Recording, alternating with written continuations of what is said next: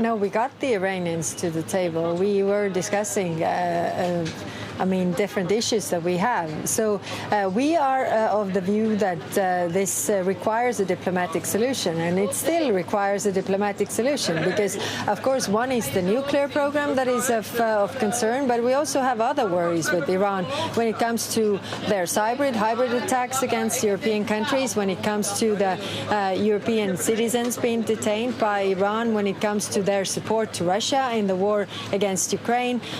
So there are many issues that we are able to talk to Iran, and Iran was also open to discuss the broader security issues. Well, it didn't feel like President Trump was paying any attention to what the Europeans were doing, whether it was the statements that you guys were issuing or the meetings you had with the Iranian foreign minister. Well, clearly he operates in a different way, but that doesn't take away the fact that every conflict ends in a diplomatic solution. And as we have issues in addition to the nuclear, and by the way, the nuclear as well, we need to sit down and discuss. Like we had the JCPOA with Iran, that was clear. Also, things got better, but then, of course, America left the JCPOA, and now we are in this situation where we are. Iran is weakened, but there are many issues that still worry us, and we need to find a diplomatic solution, and there Europe definitely has a role to play. There are big questions now about the battle damage assessment, leaks to the press about whether the kind of destruction that Donald Trump is talking about may not have taken effect, the kind of heavy damage that he's saying took place at these facilities. Are you worried now that Iran will now almost make a dash for the bomb? Perhaps if they weren't before, they will do that now. And we're also hearing that the Iranian parliament is looking to approve a bill where they will no longer cooperate with the IAEA.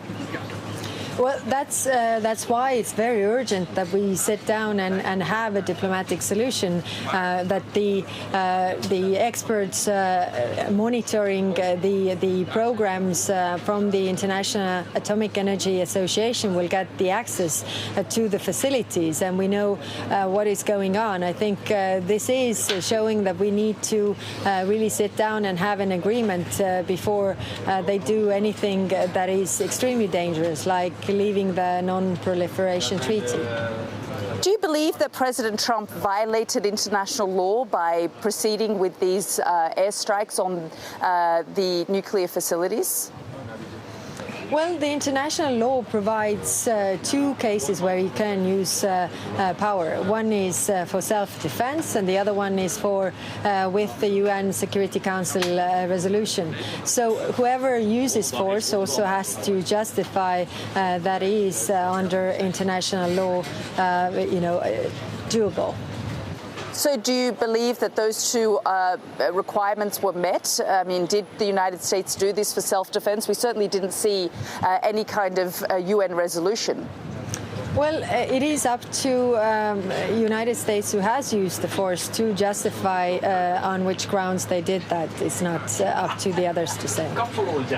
And Kaja Kallas, I just want to ask about President Trump's trip to where you are. As he made that trip there, he cast doubt around Article 5 and standing with NATO allies should they come under any kind of attack. I know that he has now said that he will stand with other NATO partners, but are you concerned about this level of flipping and flopping?